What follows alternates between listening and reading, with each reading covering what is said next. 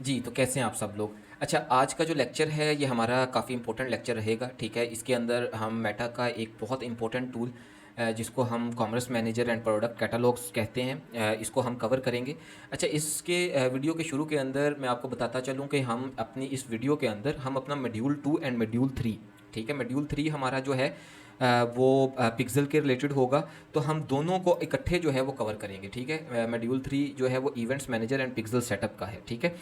अब इन दोनों को इकट्ठे कवर करने का एक मकसद है। देखें, उसकी वजह ये है कि ये दोनों जो है ना टॉपिक्स आपस में बहुत इंटरलिंक्ड होंगे, और ये जो है द मोस्ट इम्पोर्टेंट जो है ये दोनों टॉपिक्स हैं, ठीक है? अगर आपको इनकी एक बेहतरीन अंडरस्टैंडिंग आपके बिल्ड हो जाती है, तो आपको जो है ना एक दफ़ा थोड़ा इसकी अंडरस्टैंडिंग बिल्ड हो जाएगी कि हाउ मेटा इकोसिस्टम वर्क्स, ठीक है? कि मेटा की असल में ओवरऑल जो इसकी इसकी प्लेटफॉर्म की फंक्शनैलिटी है वो किस तरह वर्क कर रही होती है, ठीक है? तो इस वजह से हम इन दोनों टॉपिक्स को जो है वो इकट्ठे पढ़ेंगे। So let's start.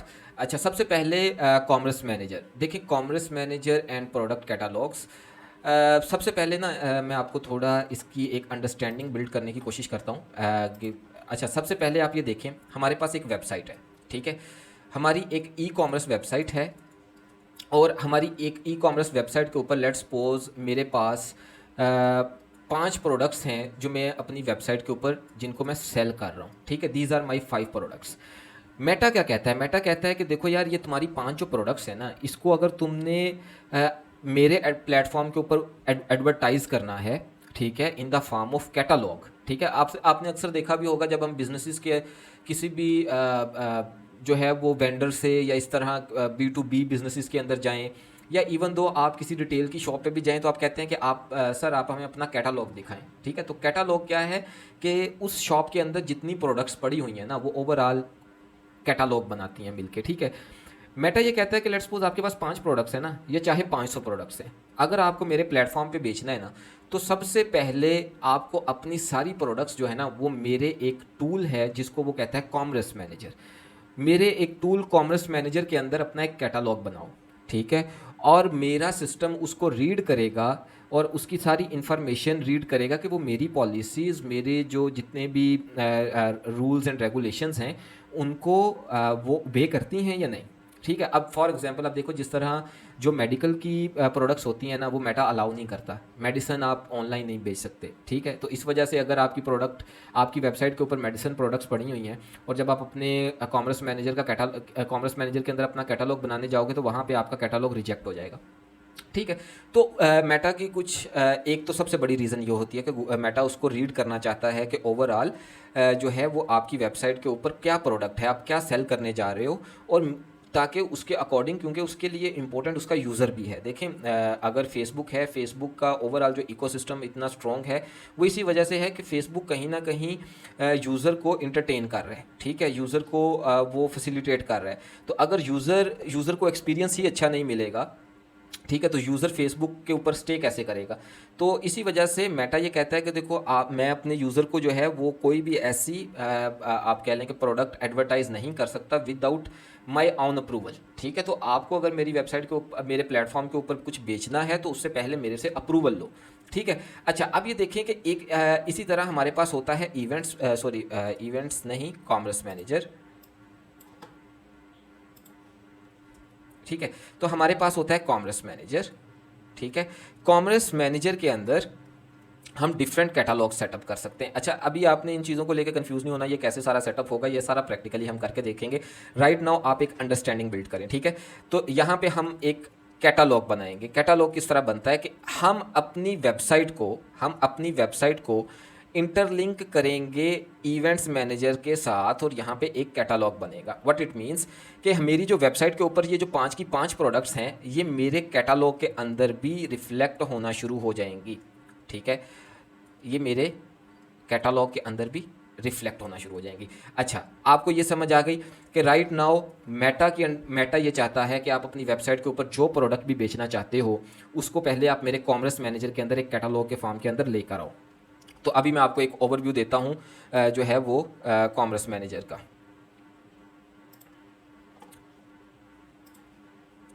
अच्छा, देखिए हमारे पास कॉमर्स मैनेजर जो है वो इस तरह नज़र आता है, ठीक है। जैसे ही आप अपने बिजनेस स्वीट के अंदर जाते हो, ठीक है, तो बिजनेस स्वीट के अंदर आप आल टूल्स के अंदर आएंगे। आल टूल्स के अंदर आपके पास सेल प्रोडक्ट्स एंड सर्विसेज का ऑप्शन आएगा, और यहाँ पे आपके पास एक ऑप्शन आ रहा होता है कॉमर्स मैनेजर। ये देखें कॉमर्स, ठीक है। जैसे ही आप इसको ऊपर क्लिक करेंगे आपके पास कुछ इस तरह का जो है वो कॉमर्स मैनेजर ओपन हो जाएगा। राइट नाउ क्योंकि मैंने इंटीग्रेशन की हुई है शॉपिफाई के साथ अपने कैटालॉग की, तो मैं आपको उसका भी एक ओवरव्यू दे देता हूँ, ठीक है। अब ये देखिए, ये आपके पास शॉपिफाई का डैशबोर्ड है, ठीक है। शॉपिफाई के अंदर आपके पास लेट्स सपोज ये अभी मैंने 5 प्रोडक्ट्स जो हैं एज अ रेफरेंस स्टोर के ऊपर यहाँ पे आपके लिए 5 प्रोडक्ट्स जो हैं मैंने इस स्टोर के ऊपर अपलोड किए हैं, ठीक है। अभी देखिए ये मेरे स्टोर के ऊपर 5 प्रोडक्ट्स हैं, ठीक है। ये 5 प्रोडक्ट्स जो हैं मुझे अपने कॉमर्स मैनेजर के साथ इंटीग्रेट करनी है in the form of catalogue, ठीक है। तो आप क्या करोगे, आप ऐप्स के अंदर जाओगे और यहाँ पे आप ऐप्स एंड सेल्स चैनल्स के अंदर जाओगे, और यहाँ आपके पास एक ऐप आएगी इस तरह जिसका नाम है फेसबुक एंड इंस्टाग्राम, ठीक है। आप फेसबुक और इंस्टाग्राम के ऊपर ऐप अपने शॉपिफाई के अंदर इंस्टॉल करेंगे। देन जब आपके पास ऐप ओपन हो जाएगी तो वो आपको सिंपली, एक बहुत सिंपल मेथड है, वो आपको बोलेगा कि अपनी फेसबुक आईडी के थ्रू इसमें लॉगिन करें। आप इसके अंदर लॉगिन करेंगे, वो पूछेगा कि आप जो है ये जो आपका स्टोर है शॉपिफाई का स्टोर, ये कौन से बिजनेस मैनेजर के साथ कनेक्ट करना चाहते हैं, ठीक है। तो जो हमने पिछली अपने लेक्चर के अंदर बिजनेस मैनेजर की एक कंप्लीट अंडरस्टैंडिंग ली है, तो आप अपने बिजनेस मैनेजर के साथ इसको कनेक्ट कर दोगे। ये खुद ब खुद ही आपका एक कैटलॉग भी बना देगा और आपका एक पिक्सल भी बना देगा। तो पिक्सल क्या होता है ये अभी हम अपने जो है वो उसकी डिटेल के अंदर अभी हम थोड़ा आगे अपनी इस वीडियो के अंदर स्टडी करते हैं पिक्सल को भी, ठीक है। तो आपका जो है वो एक कैटालॉग बन जाएगा इस तरह। ये देखें, ये कैटालॉग है, ये कनेक्ट हो चुका है शॉपिफाई के साथ। और जब आप अपने बिजनेस मैनेजर में वापस जाएंगे ना, तो बिजनेस मैनेजर में आपके पास let's suppose I am going to my business manager, ठीक है। आप यहाँ पे आओगे डाटा सोर्सेज के अंदर, और यहाँ पे आपके पास कैटालॉग्स हैं, ठीक है। तो ये देखें, ये शॉपिफाई प्रोडक्ट कैटालॉग, ये शॉपिफाई ने खुद ब खुद ही आपके बिजनेस मैनेजर के अंदर एक जो है ना वो कैटालॉग बना दिया है। जब ये बिजनेस मैनेजर के अंदर यहाँ पे कैटालॉग बनता है तो ये आपको कॉमर्स मैनेजर के अंदर भी रिफ्लेक्ट होना शुरू हो जाता है। ये देखें, ठीक है, सेम आईडी है 40496, और यही जब आप अपने बिजनेस मैनेजर के अंदर देखोगे 40496, ठीक है, आपके कैटालॉग की सेम आईडी है, ठीक है। अच्छा, अब ये देखें थोड़ा मैं आपको जो है ना वो कैटालॉग के अंदर ओवरव्यू दे देता हूँ। अब ये देखें कि आपकी सारी की सारी जो है ना वो प्रोडक्ट्स यहाँ पे रिफ्लेक्ट होना शुरू हो जाएंगी, ठीक है। आप जब इसको ओपन करेंगे तो आपकी उधर जितनी आपकी प्रोडक्ट्स के जो इंफॉर्मेशन है वो यहाँ पे जो है ना वो रिफ्लेक्ट हो रही होगी। अच्छा, अभी ना एक कुछ चीज़ें मैं आपको जो है ना वो डिटेल के अंदर समझाता हूँ, आप उसको ना ज़रा अंडरस्टैंड कीजिएगा। देखो, हमारी जितनी प्रोडक्ट्स होती हैं ना, हमारी प्रोडक्ट्स के कुछ एट्रीब्यूट्स होते हैं, ठीक है। जब मैं एट्रीब्यूट्स कह रहा हूँ तो व्हाट इट मीन्स कि मेरी प्रोडक्ट के अंदर मैं कुछ ना कुछ डाटा जो है ना वो ऐड कर रहा हूँ। फॉर एग्जांपल देखो, सबसे पहले आप ये समझो कि प्रोडक्ट के पैरामीटर्स क्या होते हैं। प्रोडक्ट्स के पैरामीटर क्या हैं? देखो, जब भी आपकी कोई भी एक प्रोडक्ट आप शॉपिफाई के अंदर बनाते हो ना, उसको शॉपिफाई एक आईडी असाइन करता है। ये देखें, ये वाली एक आईडी है, ये जो आपको ऊपर टॉप के अंदर यूआरएल के अंदर नज़र आ रही है। तो शॉपिफाई का एक पैरामीटर, एक हमारी प्रोडक्ट का एक पैरामीटर हमारी आईडी है, ठीक है। तो व्हाट इट मीन्स कि मेरी प्रोडक्ट कहीं पे भी अगर जाएगी, ये शॉपिफाई के साथ कोई भी मैं टूल कनेक्ट करूँगा, जैसे मैं गूगल कनेक्ट करता हूँ, फेसबुक कनेक्ट करता हूँ।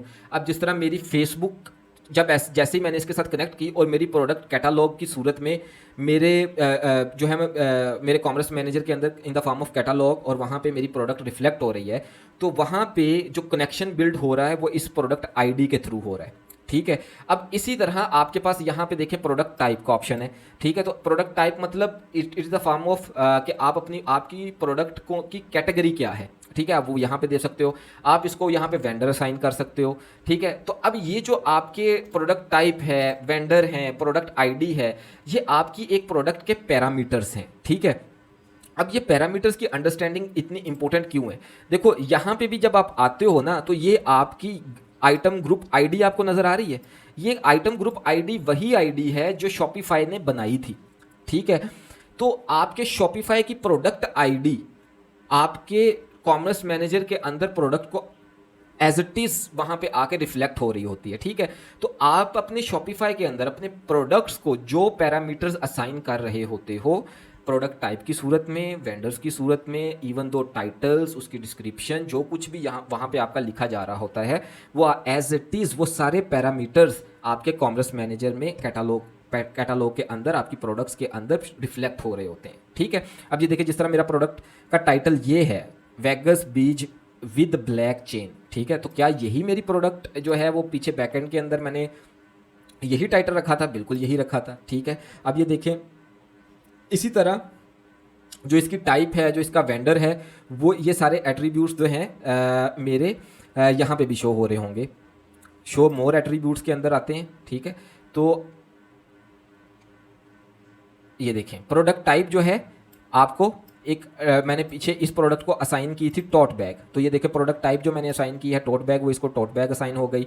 इसकी जो मैंने सेल प्राइस असाइन की थी, वो मेरी सारी सेल प्राइस भी इसी को असाइन होगी, 3999, देखें वो इसको असाइन हो गई, ठीक है। तो अब ये देखें, जो भी आप टाइटल है, आपका वेबसाइट लिंक है, ईच एंड एवरीथिंग जो है वो आपको इसको असाइन हो रहा होता है। इसी तरह आप ये देखें, item group ID 779, ending with 779 है ना, 40779। अब ये देखते हैं कि हमारी ये आईडी उससे मैच हो रही है हमारे जो शॉपिफाई की आईडी है, तो ये देखें 40779, ठीक है। तो अब ये जो है, आप ये देखें कि हमारी वेबसाइट के ऊपर हमारी प्रोडक्ट को जो पैरामीटर्स, जो एट्रीब्यूट्स हम असाइन करेंगे, वो एज इट इज़ हमारे कॉमर्स मैनेजर के अंदर रिफ्लेक्ट हो रहे होंगे, ठीक है।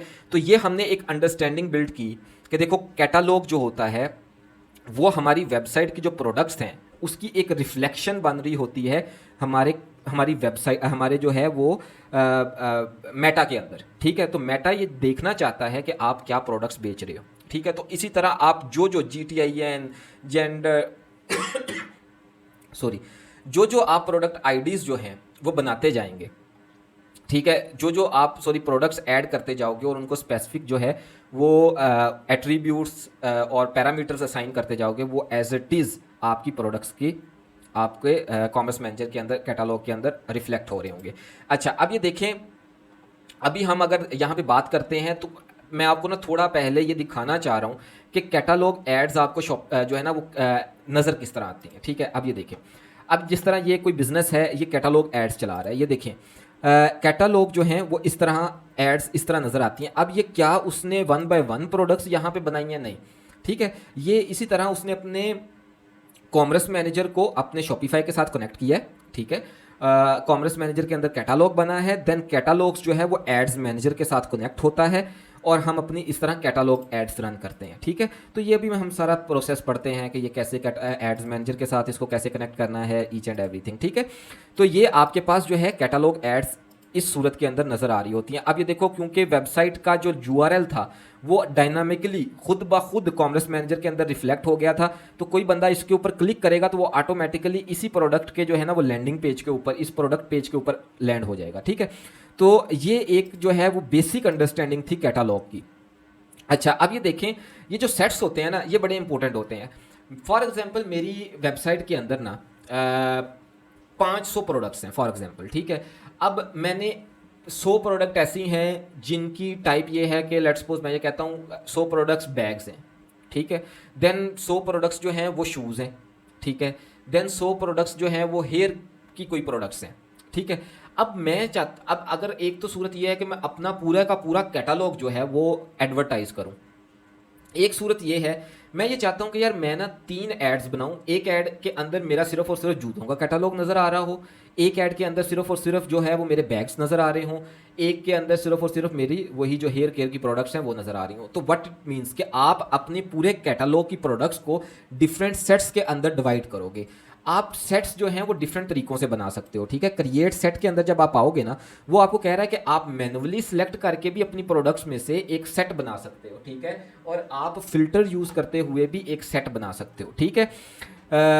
अब ये देखो, जब मैं यूज़ फिल्टर करूँगा, ठीक है, तो यहाँ पे मुझे अपने कोई भी सेट का नाम देना है। लेट्स सपोज मैं ये कहता हूँ टोट बैग्स। मैं अभी राइट नाउ मेरे पास 5 प्रोडक्ट्स हैं, तो उसी के अकॉर्डिंग हम बात कर लेते हैं। मैं ये चाहता हूँ कि मेरी जो प्रोडक्ट टाइप है ना एक, अब ये देखें, ये सारे जितने हमारे पास वेबसाइट के अंदर हमने अपनी प्रोडक्ट्स को एट्रीब्यूट्स असाइन किए होंगे, हम उन सारी एट्रीब्यूट्स की बेस के ऊपर अपनी प्रोडक्ट्स को सेग्रीगेट कर सकते हैं। अगर मैंने 100 प्रोडक्ट्स को टोट बैग्स का जो है वो प्रोडक्ट टाइप असाइन किया है, तो वो 100 के 100 प्रोडक्ट्स मैं अलग करके एक सेट बना सकता हूँ, ठीक है।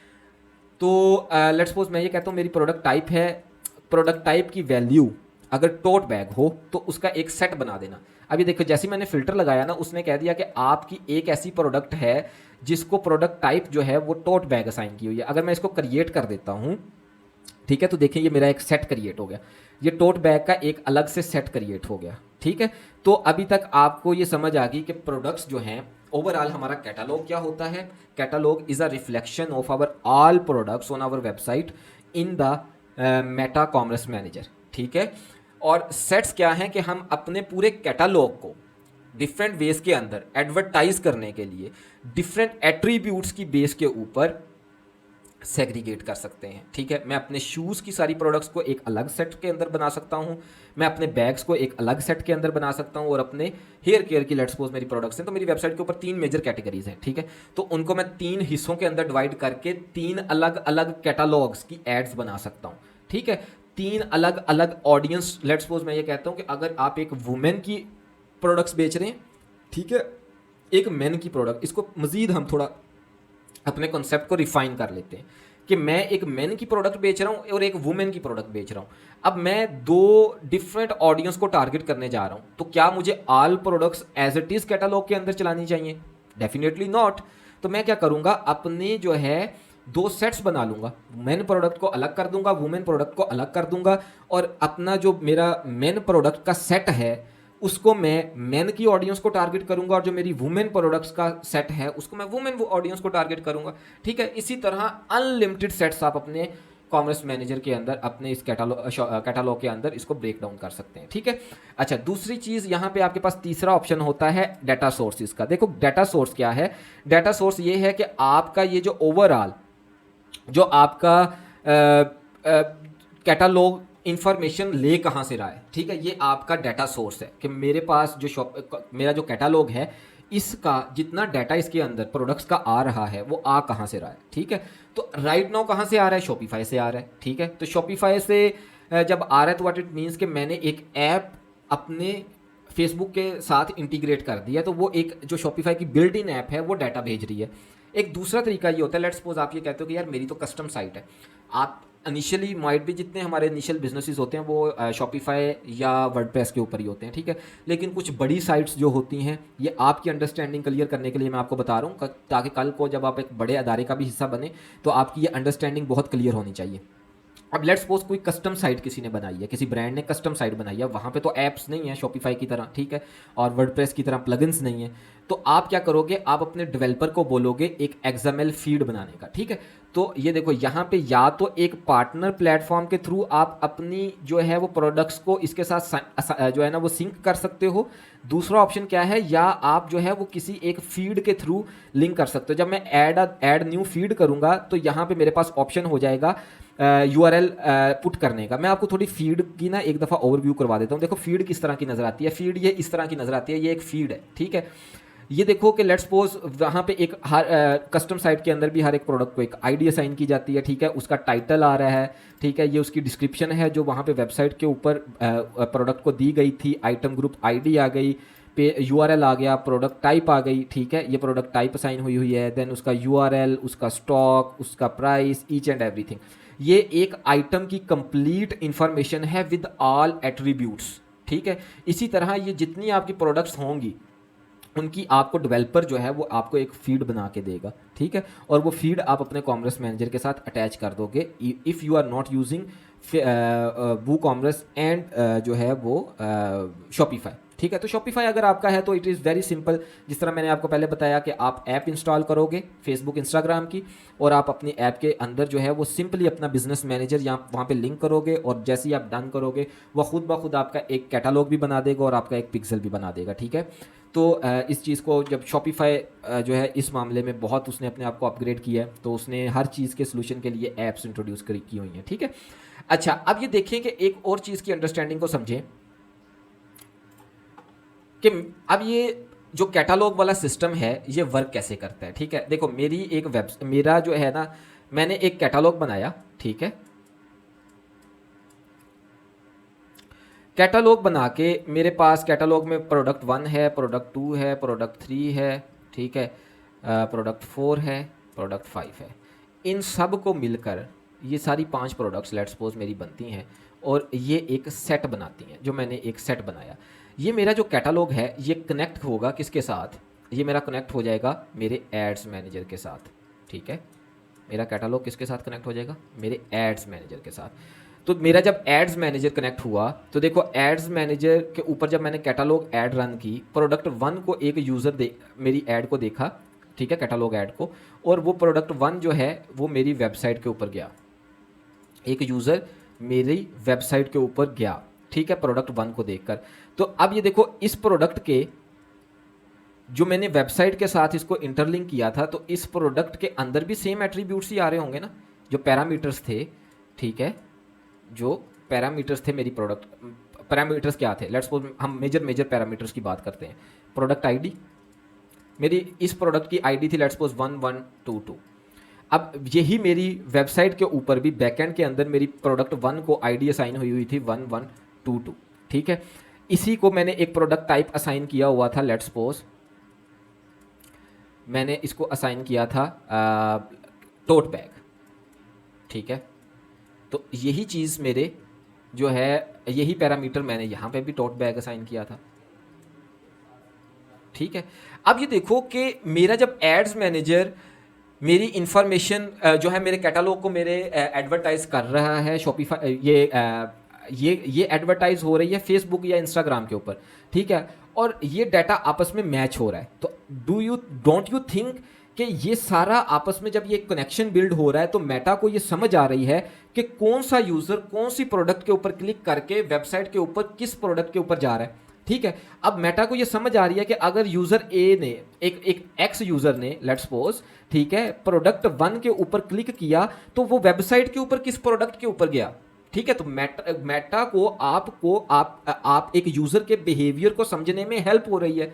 अब देखो कि वेबसाइट से ये डाटा वापस एड्स मैनेजर को कौन बता रहा है कि यूज़र एक्स जो है प्रोडक्ट 1 के ऊपर क्लिक करके जो है वो प्रोडक्ट 1 के पेज के ऊपर गया और उसने जाके क्या एक्टिविटी परफॉर्म की। ये सारा डाटा, उस सारी एक्टिविटी को किसने बताया एड्स मैनेजर को, यहां पे रोल आता है पिक्सल का, ठीक है, कि मेरे कैटालॉग के ऊपर क्लिक करके एक यूज़र मेरी वेबसाइट के ऊपर लैंड हुआ, ये तो मेटा को समझ आ गई। अब उसने मेरी वेबसाइट के ऊपर जाके क्या एक्टिविटी परफॉर्म की, उसने ऐड टू कार्ट किया, उसने चेकआउट किया, उसने परचेज किया। ये वापस इंफॉर्मेशन पिक्सल एड्स मैनेजर को भेजेगा कि देखो यार ये जो ऐड प्रोडक्ट 1 को देख के यूज़र एक्स वेबसाइट पे गया था ना, उसने ऐड टू कार्ट किया है, ठीक है, उसने जाके वेबसाइट के ऊपर ऐड टू कार्ट किया है, ठीक है। तो अब मेटा को ये एड्स मैनेजर को अंदर ये इंफॉर्मेशन आ रही है कि अच्छा अली जो है वो जाके let's suppose user x was the Ali website के ऊपर जाके क्या परफॉर्म कर रहा है। तो अभी हम जो है पिक्सल को एक दफ़ा डिटेल के अंदर समझेंगे, देन मैं आपको pixel, catalog, ads manager and website का एक कम्बिनेशन दोबारा कंप्लीट वे के अंदर समझाता हूं ताकि आपका ये कॉन्सेप्ट जो है ना प्योरली बहुत अच्छे तरीके से क्लियर हो जाए, ठीक है। Let me give me a moment, मैं इसको ज़रा रिमूव कर लूँ सारे को। अच्छा, अब ये देखें मेरा पिक्सल क्या है, मेरी वेबसाइट है, ठीक है, ये मेरी एक वेबसाइट है। मेरी वेबसाइट पे वही हम एग्जांपल लेते हैं 5 प्रोडक्ट्स हैं। अभी मेरी एक ऐड रन हो रही है, ठीक है, add 1, it can be catalogue, it can be video add, it can be image add, कोई एक ऐड आप जो है वो अपने एड्स मैनेजर के थ्रू रन कर रहे हैं। अच्छा, अब एक ऐड को let's suppose Ali is a person जिसको ऐड टारगेट हुई। अली ने मेरी ऐड को देखा और मेरी ऐड को देखकर वो प्रोडक्ट नंबर 3 पे गया, ठीक है। अब मेरी वेबसाइट के ऊपर अली नंबर 3 के ऊपर चला गया, मेरे एड्स मैनेजर को ये इन्फॉर्मेशन कैसे पहुंचेगी। देखो जब तक अली मेरे प्लेटफॉर्म के ऊपर था, फेसबुक के ऊपर था, तो फेसबुक तो उसको जो है वो कैप्चर कर सकता था अली के बिहेवियर को, लेकिन अब वो अली जो है फेसबुक को छोड़कर एक वेबसाइट के ऊपर लैंड हो चुका है। अब वहाँ पे वो फेसबुक के इकोसिस्टम से बाहर निकल आया है, ठीक है। तो अब अली मेरी वेबसाइट पे जाके क्या एक्टिविटी परफॉर्म कर रहा है ये मेटा को कोई दूसरा बंदा बताएगा ना, कि यार तुम्हारी ये वाली ऐड को देख के ना अली ने जाके ऐड टू कार्ट किया है, ये इन्फॉर्मेशन मेटा को कौन बताएगा? ये इन्फॉर्मेशन मेटा को पिक्सल बताएगा। तो क्या होता है, पिक्सल भी हमारी उसी ऐप जो ऐप हमने फेसबुक और इंस्टाग्राम वाली प्रीवियसली हमने डिस्कस की थी ना, उसी के थ्रू जो है वो हम अपनी वेबसाइट के साथ लिंक करते हैं। मैं अभी आपको दिखाता हूँ, ये अभी रहेगा, पार्डन मी फॉर दिस, ठीक है।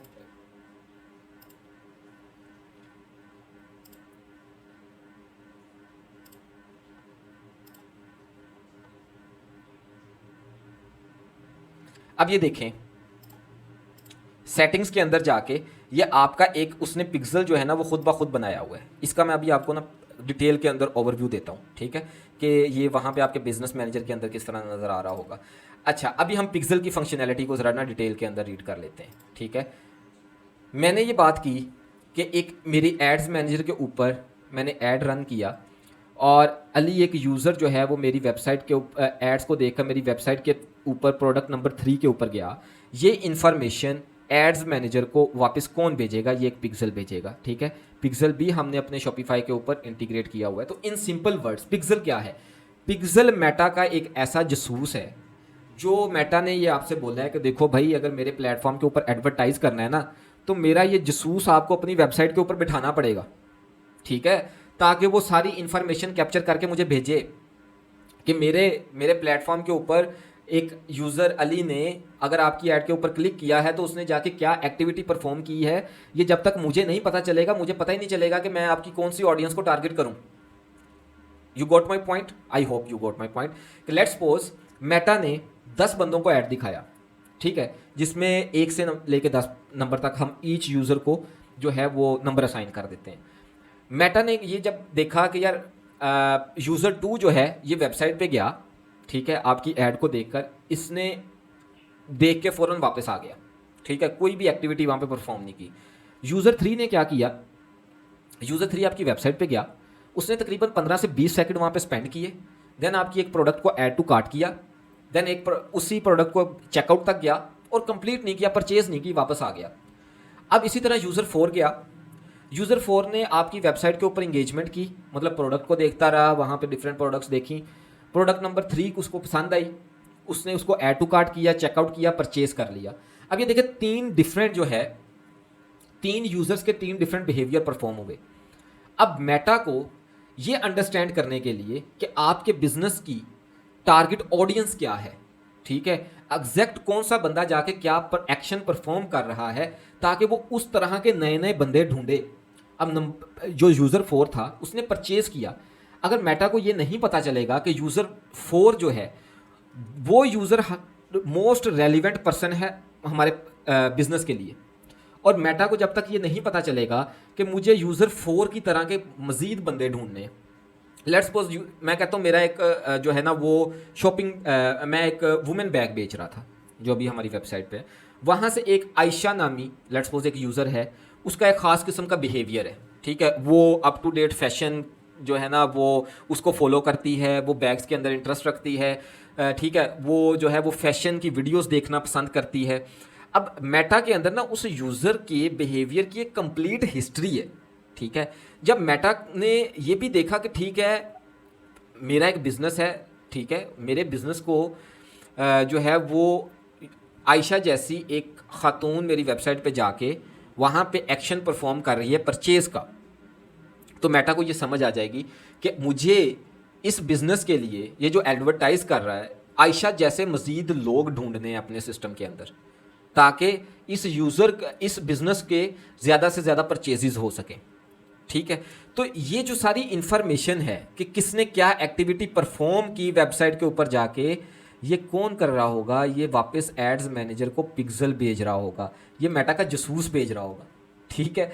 तो अब आपको एक चीज़ समझ आनी चाहिए कि पिक्सल का रोल जो है ना वो यूज़र के बिहेवियर को ट्रैक करके एड्स मैनेजर को वापस भेजना है, ताकि एड्स मैनेजर को ये समझ आ सके कि जिन लोगों को वो एड्स टारगेट की जा रही हैं उनमें मोस्ट रेलिवेंट ऑडियंस कौन सी है, ताकि वो अपनी एड्स की, गूगल का एल्गोरिदम जो है, एड्स का जो एल्गोरिदम है वो उसके अकॉर्डिंग ट्रेन हो सके, वो उस तरह के मज़ीद लोग ढूंढ सकें जो आपकी वेबसाइट के ऊपर जाके परचेज़ कर रहे हैं। ठीक है, तो आई होप कि आपको ये एक अंडरस्टैंडिंग क्लियर हो चुकी होगी। अच्छा, अभी मैं ना इसको कैटलॉग्स के साथ भी इंटरलिंक करता हूँ। ठीक है, ये इतना इंपॉर्टेंट पॉइंट है कि आप इसको अगर समझ जाएंगे ना, तो आप ये समझें कि आपके लिए काफ़ी जो है वो अंडरस्टैंडिंग आपकी डेवलप हो जाएगी। होपफुली यहाँ तक तो काफ़ी हो चुकी होगी, लेकिन अब कैटलॉग के सिनेरियो के अंदर भी इसको समझते हैं। देखो, मैंने एक कॉमर्स मैनेजर के अंदर एक कैटलॉग बनाया था। ठीक है, अब ये कैटलॉग जो है इसके अंदर एक लेट्स सपोज 5 प्रोडक्ट्स का एक सेट था। ये सेट कनेक्ट किया मैंने अपने एड्स मैनेजर के साथ। ठीक है, और मैंने अपने एड्स मैनेजर के ऊपर एक कैटलॉग ऐड रन की। ठीक है, ये कैटलॉग ऐड बनती कैसे है ये सब हम पढ़ेंगे, इस चीज़ को आपने लेके परेशान नहीं होना, अभी सिर्फ और सिर्फ आप इसकी अंडरस्टैंडिंग लें। अच्छा, अब ये देखें, ये कैटलॉग के ऊपर जब मेरे लेट्स सपोज कितनी 5 प्रोडक्ट्स का एक सेट था मेरा। ठीक है, ये प्रोडक्ट्स इंडिविजुअली आ रही हैं। अब ये कैटलॉग को देख के कोई भी यूज़र मेरी वेबसाइट पे गया। ठीक है, अब देखो मैंने वेबसाइट अपनी किससे कनेक्ट की हुई है, सॉरी, हमारी जो हमने पहले एक अंडरस्टैंडिंग ली थी, तो हमने अपनी वेबसाइट जो है वो कॉमर्स मैनेजर के साथ कनेक्ट की थी ना। ठीक है, तो अब जब ये इस प्रोडक्ट की एट्रीब्यूट्स याद करें, मैंने आपको पैरामीटर्स अभी बताए हैं। ठीक है, अब ये हर एक प्रोडक्ट के पैरामीटर्स जो हैं वो स्पेसिफिकली सेट्स के अंदर इंक्लूडेड है। वही पैरामीटर्स जो हैं वो इसके अंदर भी जा रहे हैं, और वही सेम पैरामीटर्स जो हैं वो प्रोडक्ट वेबसाइट के ऊपर भी हैं।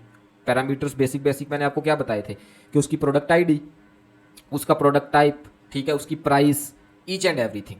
प्रोडक्ट के ऊपर आप अपनी वेबसाइट के ऊपर आप अपनी प्रोडक्ट की प्राइस चेंज करते हो, वो आपके सेट के अंदर भी चेंज हो जाएगी, वो आपके कैटलॉग के अंदर भी चेंज हो जाएगी। ठीक है, अच्छा, अभी हम बात कर रहे हैं कि अब ये मेरी वेबसाइट के ऊपर एक यूज़र आया।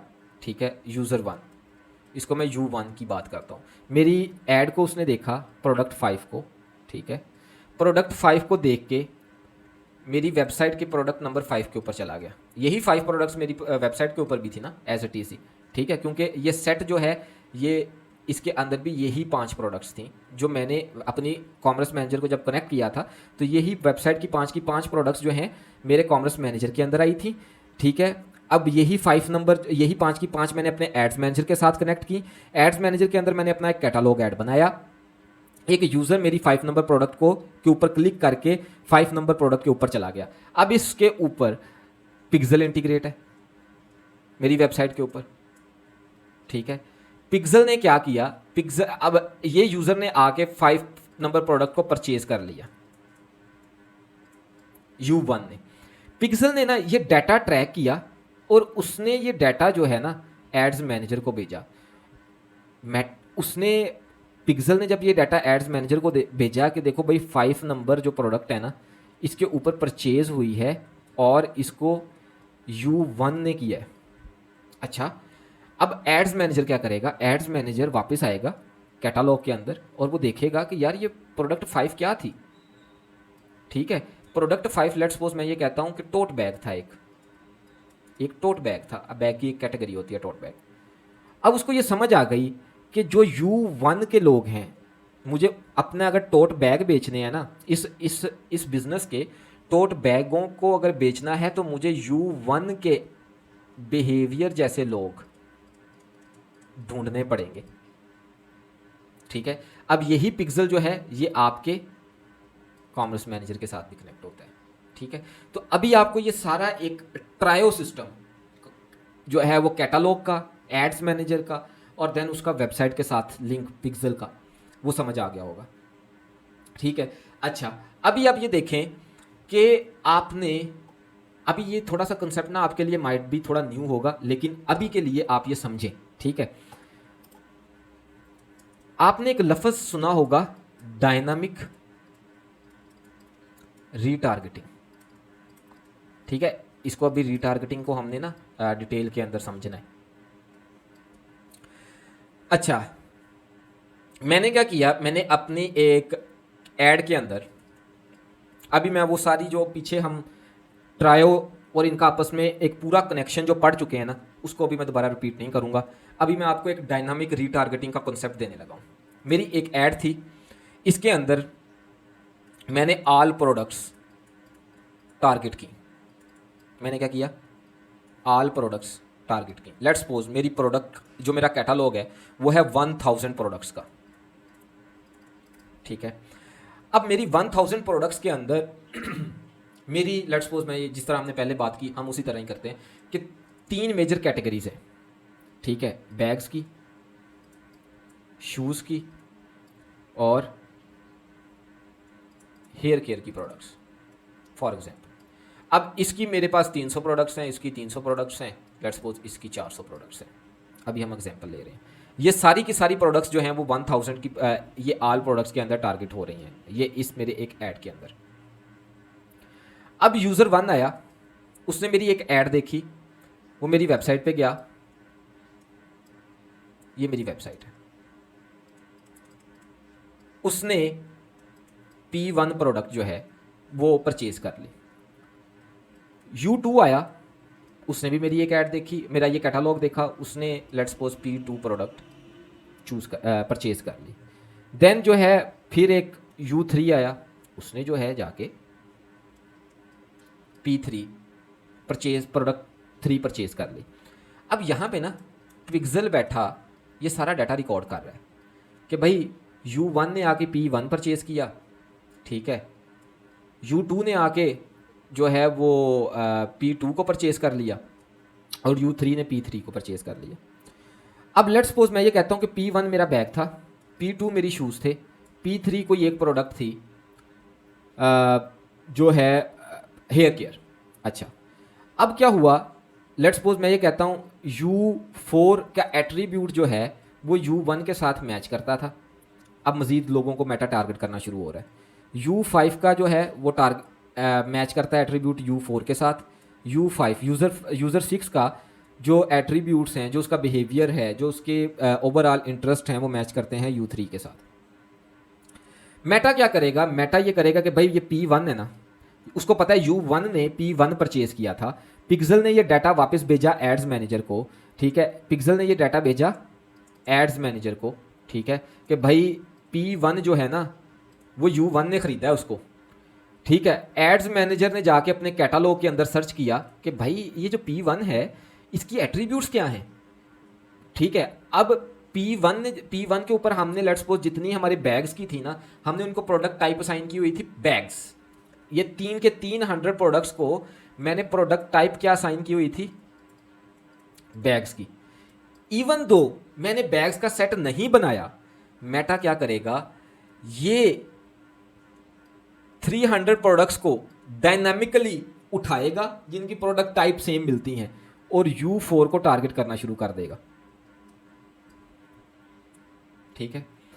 इसी तरह वो P2 के रिलेटेड देखेगा कि P2 की प्रोडक्ट्स किससे मिलती जुलती हैं कैटालॉग के अंदर।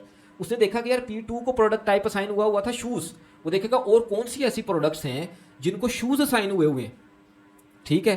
तो वो शूज़ का एक सेट बनाएगा और जाके टारगेट करना शुरू कर देगा U5 को।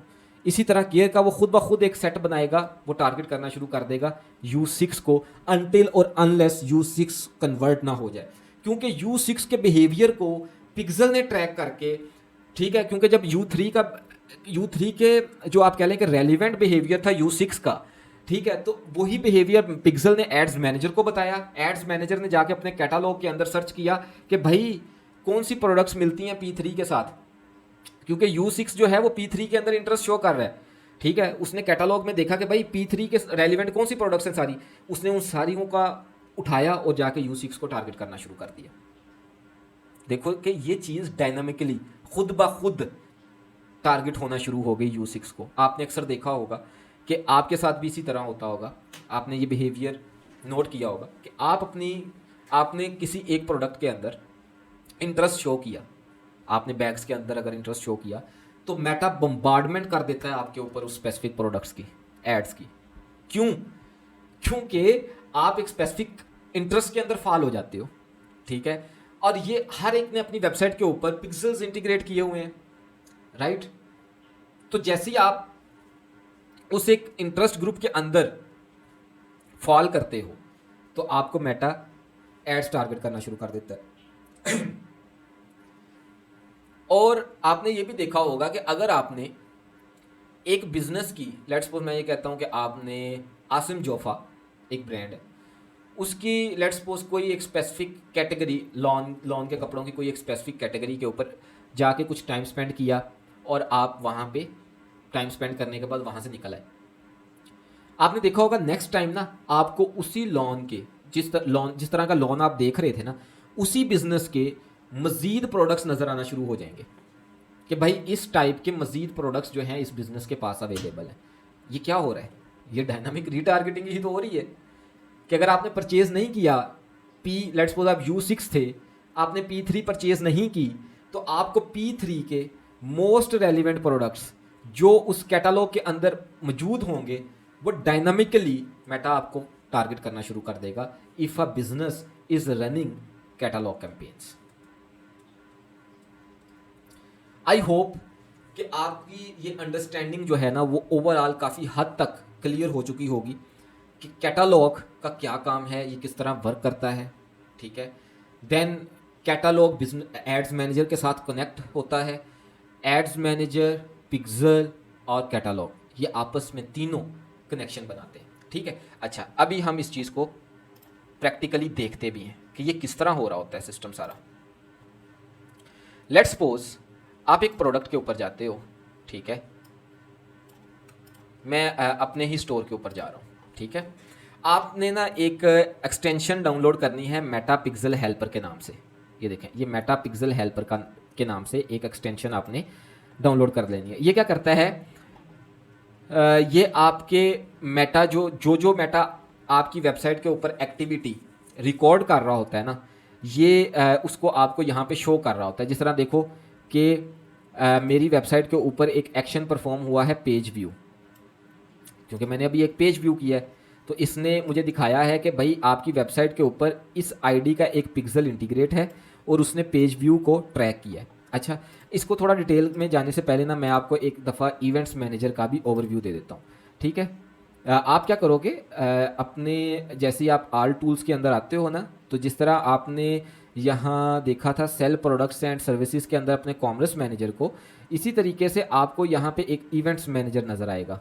ये देखें टॉप के ऊपर, ठीक है। तो ये समटाइम प्लेसमेंट ऊपर नीचे हो सकती है। आप यहाँ पे आल टूल्स के अंदर आप अपने इवेंट्स मैनेजर के अंदर जाओगे। अच्छा, अब यहाँ पे जो हमने अपने शॉपिफाई के साथ ऐप के थ्रू इंस्टॉल किया है पिक्सल, ये देखें इसकी आईडी है 0568। मैंने आपको बताया था कि जैसे ही आप अपनी आईडी को, अपने बिजनेस मैनेजर को यहाँ पे इंटीग्रेट करोगे तो बिजनेस में ये ऐप खुद ब खुद आपके बिजनेस मैनेजर के अंदर आपका ये पिक्सल बना देगी।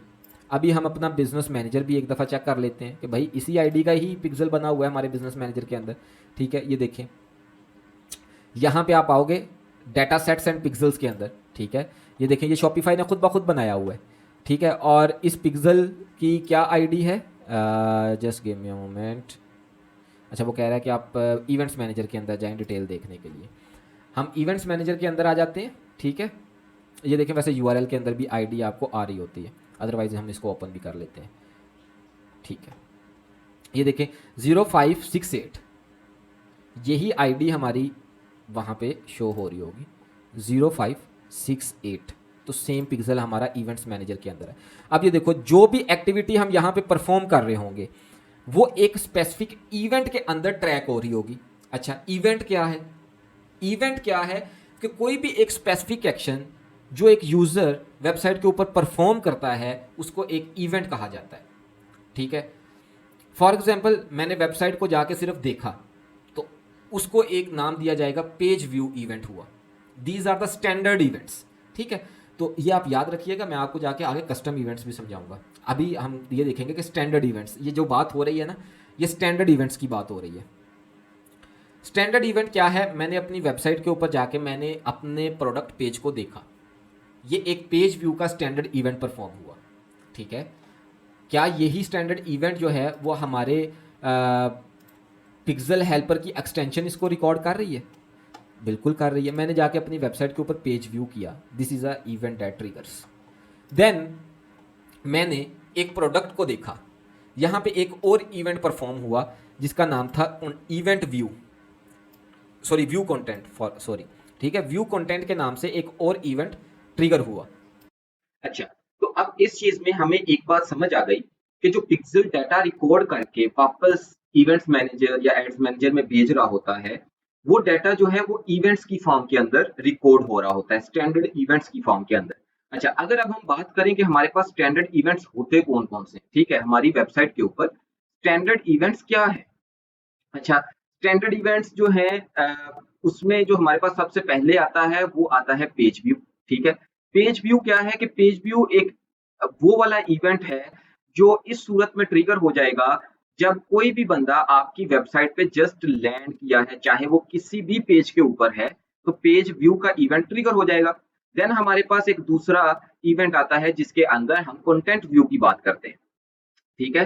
कंटेंट व्यू एक दूसरा इवेंट होता है, ये कब ट्रिगर होता है, ये उस सूरत में ट्रिगर होता है जब कोई बंदा, जब कोई यूजर हमारे प्रोडक्ट पेज को विजिट करता है, ठीक है। अच्छा, अब तीसरा जो हमारा एक इवेंट होता है वो ऐड टू कार्ट है, ठीक है। ये हम सबको पता है कि ऐड टू कार्ट का कब इवेंट ट्रिगर होगा, जब कोई भी पर्सन, जब कोई भी यूजर हमारे ऐड टू कार्ट करेगा। एंड सेम जो हमारे पास फोर्थ इवेंट होगा वो बिगिन चेकआउट का है, ठीक है, कि किसी ने चेकआउट को इनिशिएट किया, ठीक है, बिगिन चेकआउट या इनिशिएट चेकआउट होगा, कहीं पे बिगिन चेकआउट आ रहा होता है, बट ये उस सूरत के अंदर हमारे पास ट्रिगर होता है ये स्टैंडर्ड इवेंट जब कोई भी पर्सन ऐड टू कार्ट करने के बाद एक प्रोडक्ट को चेकआउट करके चेकआउट के पेज पे जाता है, ठीक है। जब कोई कस्टमर जो है अपनी इंफॉर्मेशन जो चेकआउट पेज के ऊपर एक प्रॉपर फॉर्म आ रहा होता है, आगे हम उसको देखते भी हैं, वहां पे अपनी इंफॉर्मेशन डालता है, लाइक उसका नाम, first name, last name, mobile number, address, ठीक है, ताकि हमें पता एज अ बिजनेस हमें पता चल सके कस्टमर को जो प्रोडक्ट है वो कहाँ पहुंचाना है। तो वहां पे एड पेमेंट इन्फो, ठीक है, का इवेंट ट्रिगर होता है, ठीक है। एंड देन हमारे पास जो लास्ट इंपॉर्टेंट हमारे पास स्टैंडर्ड इवेंट है वो है परचेज का। कोई भी कस्टमर जब अगर सीओडी के ऊपर ऑर्डर है, चाहे ऑनलाइन पेमेंट है, वो करने के बाद जब प्लेस ऑर्डर कर देता है तो हमारे पास परचेज का इवेंट ट्रिगर हो जाता है। अच्छा, अब जो मैंने आपको बताया था कि अपनी वेबसाइट के ऊपर आपको अगर ये चेक करना है, ठीक है,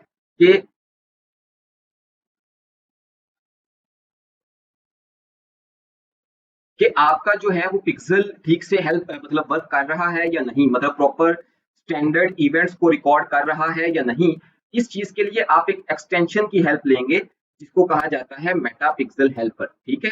आप गूगल पे जाके इसको सिंपल वर्ड्स के अंदर जब लिखेंगे मेटा पिक्सल हेल्पर, ठीक है, तो ये वाली जो एक्सटेंशन है आप इसको इंस्टॉल कर लेंगे अपने ब्राउजर के अंदर, ठीक है। ये देखिए, ठीक है, तो अब मैंने ऑलरेडी जो है वो एक्सटेंशन इंस्टॉल की हुई है। अच्छा, जब आप अपनी वेबसाइट पे आएंगे तो आपके पास ये एक्सटेंशन जो है वो वर्क करना शुरू हो जाती है। अब जिस तरह देखिए मैं यहाँ इस पेज के ऊपर हूँ, तो मेरे पास जिस तरह हमने पहले बात की पेज व्यू का इवेंट ट्रिगर हो रहा है क्योंकि मैंने ये एक पेज व्यू कर रहा हूँ, मैं मतलब एक सिंपल सिर्फ कलेक्शन पेज को विजिट कर रहा हूँ, राइट। अच्छा, अब अगर मैं किसी भी प्रोडक्ट पे जाता हूँ, लेट्स सपोज मैं इस प्रोडक्ट के ऊपर क्लिक करता हूँ, ठीक है, तो इसमें अब देखें यहाँ पे दो इवेंट ट्रिगर होने चाहिए, पेज व्यू का इवेंट भी ट्रिगर होगा प्लस कंटेंट व्यू का भी इवेंट ट्रिगर होगा या व्यू कंटेंट का इवेंट भी ट्रिगर होगा, ठीक है। ये व्यू कंटेंट का इवेंट भी ट्रिगर हो रहा है। And if I do add to cart, ठीक है, अब ये देखें यहाँ पे भी दो इवेंट ट्रिगर होंगे, ठीक है। कौन से मतलब इसके एडिशनल एक और इवेंट ट्रिगर होगा, वो कौन सा होगा, ऐड टू कार्ट का इवेंट ट्रिगर हो जाएगा, ठीक है। And then if I click on checkout, ठीक है, तो अब जो है साथ चेकआउट का भी इवेंट ट्रिगर होना चाहिए जैसे हम चेकआउट पेज पे जाएंगे, ठीक है। तो अब ये चेकआउट पेज लोड हुआ है, तो यहाँ पे चेकआउट पेज का जो है वो इवेंट ट्रिगर होना चाहिए। देखें बिगिन चेकआउट या इनिशिएट चेकआउट का आपके पास इवेंट ट्रिगर हो रहा है। जब आप अपनी यहाँ पे सारी इंफॉर्मेशन डालने के बाद, ठीक है, ऑर्डर प्लेस कर देंगे तो आपके पास परचेज का इवेंट भी यहाँ पे ट्रिगर हो जाएगा, ठीक है। अब आपके ये जो सारे स्टैंडर्ड इवेंट्स हैं, एक यूजर की एक्टिविटी के जितने जितने उसके स्टेप्स हैं, पिक्सल उन सारी चीजों को रिकॉर्ड करके वापस जो है पीछे इवेंट्स मैनेजर के अंदर वो डाटा रिकॉर्ड हो रहा होता है। अच्छा, अब इसमें सबसे इंपॉर्टेंट एक चीज जो अब हम डिस्कस करना चाह रहा हूं मैं आपके साथ, कि देखिए, जब हमने ये बात की कि पिक्सल वो एक जो सारा डाटा रिकॉर्ड कर रहा होता है, जिसमें इंपॉर्टेंट पैरामीटर्स हैं, आपको ये भी एक दफा क्रॉस वेरीफाई करना है कि क्या मेरी प्रोडक्ट के सारे पैरामीटर्स जो मैं भेजना चाह रहा हूँ वो रिकॉर्ड हो रहे हैं। फॉर एग्जाम्पल आप देखें, जब मैंने पिक्सल हेल्पर पे क्लिक किया, ठीक है, अभी मैं जो है वो व्यू कंटेंट का एक इवेंट ट्रिगर हो रहा है, मैं पेज मतलब प्रोडक्ट को देख रहा हूँ। अभी देखिए यहाँ पे सबसे पहले वो क्या कह रहा है, कंटेंट कैटेगरी जो इस प्रोडक्ट की कंटेंट कैटेगरी है वो क्रॉस बॉडी बैग है, ठीक है। अब यही चीज मैं अगर अपने शॉपिफाई के बैकएंड के ऊपर जाता हूँ, मैं एक प्रोडक्ट का बैकएंड भी ओपन कर लेता हूँ, ताकि वहां पे हम अपनी इंफॉर्मेशन को जो है वो क्रॉस वेरीफाई कर सकें कि हमारे जो हमने जो पीछे इंफॉर्मेशन प्रोडक्ट को दी हुई है क्या वो यही है। Just give me a moment, मुझे सेम प्रोडक्ट यहाँ पे ओपन करनी है, Nora brown. Yes, Nora brown. अच्छा, अब ये देखें, क्या मैंने अपनी प्रोडक्ट को प्रोडक्ट टाइप जो है वो क्रॉस बॉडी बैग दिया हुआ है, और क्या वही इंफॉर्मेशन यहाँ पे पिक्सल उसको रीड कर रहा है? ठीक है, बिल्कुल कर रहा है, वो क्रॉस बॉडी बैग को ही रीड कर रहा है, वो बता रहा है कि इसका प्रोडक्ट टाइप या कंटेंट कैटेगरी जो है वो क्रॉस बॉडी। अच्छा, देन इसके बाद जो है हमारे पास प्रोडक्ट नेम आ जाता है, प्रोडक्ट टाइप है, प्रोडक्ट की प्राइस क्या है, ईच एंड एवरीथिंग जो है वो रिकॉर्ड करके ये सारे पैरामीटर्स वापस कहाँ भेजे जा रहे होते हैं, इवेंट्स मैनेजर के अंदर। अच्छा, अब दूसरी चीज फिर ये भी देखें कि जो हमारे पास हमारा कैटालॉग होता है वो भी वेबसाइट के साथ इंटीग्रेट है, राइट। तो अब एक यूजर जब वो सारा कॉन्सेप्ट जो हमने पीछे बहुत डिटेल के अंदर समझा, कि एक यूजर आपकी कैटालॉग एड को देखकर आपकी वेबसाइट के ऊपर लैंड होता है, ठीक है। अब जब वो लैंड होता है तो कैटालॉग की आईडी, प्रोडक्ट आईडी, उसके जितने एक स्पेसिफिक प्रोडक्ट के जो पैरामीटर्स कैटालॉग के अंदर जा रहे थे, वही पैरामीटर्स आके पिक्सल ने भी रिकॉर्ड किए। जब वो दोनों पैरामीटर्स जो पिक्सल भी रिकॉर्ड कर रहे हैं और जो कैटालॉग के अंदर भी पड़े हुए हैं, वो जब मैच हो जाते हैं तो ads manager got to know कि भाई कौन सा प्रोडक्ट, कौन सा यूजर किस प्रोडक्ट के ऊपर गया था और उसने वहां पे जाके कौन सा स्पेसिफिक इवेंट परफॉर्म किया था। तो अब आपको ये समझ आ गई कि it is a complete circle, जो टारगेटिंग का कंप्लीट होता है, ट्रैकिंग का मिलकर कंप्लीट होता है, जिसकी बेस के ऊपर फिर आपका पिक्सल मेच्योर होता जाता है। जितना इवेंट वो जो है वो रिकॉर्ड करता जाता है, उतना वो मेच्योर होता जाता है। जितना कैंपेन के पास डाटा जाता जाता है, जो आपकी एड्स मैनेजर के अंदर कैंपेन रन हो रही है, तो उतनी ही आपकी कैंपेन्स मेच्योर होती जाती हैं, ठीक है। अच्छा, अब मैं आपको ना दिखा देता हूँ इवेंट्स मैनेजर के अंदर प्रॉपर, ये मेरा एक दूसरा जो है वो इवेंट मैनेजर है एक दूसरे बिजनेस का। यहाँ पे आप देखें कि आपके पास जो सारे स्टैंडर्ड इवेंट्स हैं वो इस तरह रिकॉर्ड हो रहे होते हैं, ठीक है। जिस तरह आप देखेंगे 1,25,000 दफा पेज व्यू हुआ, मतलब लास्ट जो इवेंट रिकॉर्ड हुआ वो 26 मिनट्स अगो था। इसी तरह view content, search, add to cart, initiate checkout, add payment info, ठीक है, एंड परचेज, आपके पास भी ये सारे जो स्टैंडर्ड इवेंट्स हैं आपके इवेंट्स मैनेजर के अंदर इस तरह रिकॉर्ड हो रहे होते हैं, ठीक है। तो आज के लेक्चर के अंदर हमने जो है वो काफी जो है वो इम्पोर्टेंट चीजों को कवर किया है, जिसके अंदर हमने जो है वो पिक्सल को समझा कि पिक्सल का रोल क्या है, पिक्सल किस तरह डाटा रिकॉर्ड करता है वेबसाइट के ऊपर। हमने कैटालॉग एड्स की एक बेसिक अंडरस्टैंडिंग ली, ठीक है, कि कैटालॉग कैटालॉग जो है वो किस तरह वेबसाइट के साथ इंटीग्रेट होती हैं। और जब हम कैटालॉग रन करते हैं, कैटालॉग एड्स रन करते हैं, तो वो पिक्सल से डाटा किस तरह कैटालॉग्स के साथ जाके मैच होता है, और फिर वो एड्स मैनेजर के अंदर किस तरह प्रॉपर्ली रन होता है, ठीक है। तो ये आज का जो है वो बड़ा एक आप कह लें कि इंपॉर्टेंट लेक्चर था। अगर इसमें आपके कोई भी कंफ्यूजन है, व्हाट आई सजेस्ट यू कि देखो, माइट बी कुछ चीजें आपको फर्स्ट टाइम के अंदर उस तरह आपकी अंडरस्टैंडिंग बिल्ड ना हुई हो, बट आई वुड रिकमेंड कि आप इस लेक्चर को 2 दफा देखें। अगर आपको समझ नहीं आई, 2 दफा भी समझ नहीं आई तो 3 दफा देखें, लेकिन इस बेसिक अंडरस्टैंडिंग, ये कोर अंडरस्टैंडिंग के बगैर आप नेक्स्ट मूव ना करें, ठीक है। ये बहुत इंपॉर्टेंट अंडरस्टैंडिंग थी आज के लेक्चर की, ठीक है, जो as a advertiser, as a marketer आपको समझ आना बहुत जरूरी है, ठीक है, कि हमारा ओवरऑल जो मेटा का इकोसिस्टम है वो किस तरह ट्रैकिंग के हवाले से वर्क कर रहा होता है, ठीक है। तो ये एक बहुत इंपॉर्टेंट जो है वो कंसेप्ट था। तो इसके बाद जो है वो हम फिर प्रॉपरली आगे अपने नेक्स्ट मॉड्यूल की तरफ मूव करते हैं।